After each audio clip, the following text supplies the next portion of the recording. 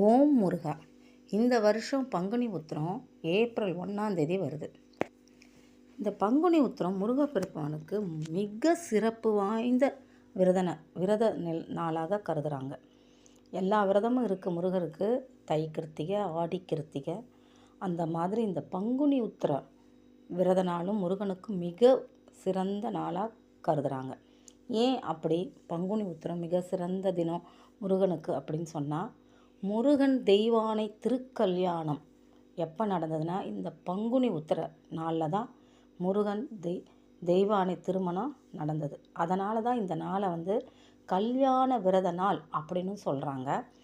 இந்த நாளில் திருமண தடைகள்லாம் நீங்கி இனிய மனவாழ்வு அமையணுன்னாலும் இந்த நாளில் விரதம் இருக்கணும். மற்றும் கடன் நோய் தீரும் இந்த நாளில் விரதம் இருந்து நம்ம முருகப்பெருமானை வழிபடுறதுனால. முருகப்பெருமான் தேவர்கள் முக்கால தேவாதி தேவனான முருகன் தெய்வானையை மணந்த நாள் இது. அடுத்ததாக வள்ளி அவதரித்த தினமும் இந்த பங்குனி உத்திர நாள் தான். வள்ளியோட நட்சத்திரம் பார்த்தா உத்திர நட்சத்திரம்.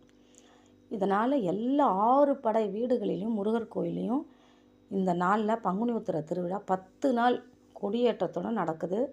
காவடி, பால்குடம் காவடி, அதில் தீர்த்த காவடி ரொம்ப சிறப்பாக இருக்குது. அதனால தான் இந்த நாளில் எல்லாரும் விரதம் இருந்து கல்யாண விரதம்னு சொல்கிறதுனால இந்த நாளில் கல்யாண விரதம் இருந்தால் திருமண தடை நீங்கும். இப்போ புதுசாக பொண்ணுக்கு மாப்பிள்ளை தேடுறாங்களோ, மாப்பிள்ளைக்கு பொண்ணு தேடுறவங்களும் புதுசாக அவங்க ஜாதகத்தை சாமி முன்னாடி குலதெய்வம் முன்னாடி வழிபட்டுட்டு மேட்ரிமோனியில் போடலான் இருப்பாங்க. அவங்க இந்த பங்குனி உத்திரத்த நாள் அன்னைக்கு மேட்ரிமோனியில் போட்டால் கண்டிப்பாக அவங்களுக்கு 1 வருஷத்துக்குள்ளேயே கண்டிப்பாக நிச்சயமாகுன்றது ரொம்ப ரொம்ப நம்பிக்கை. இதை செஞ்சு பாருங்கள். ஏன்னா என் வாழ்க்கையில்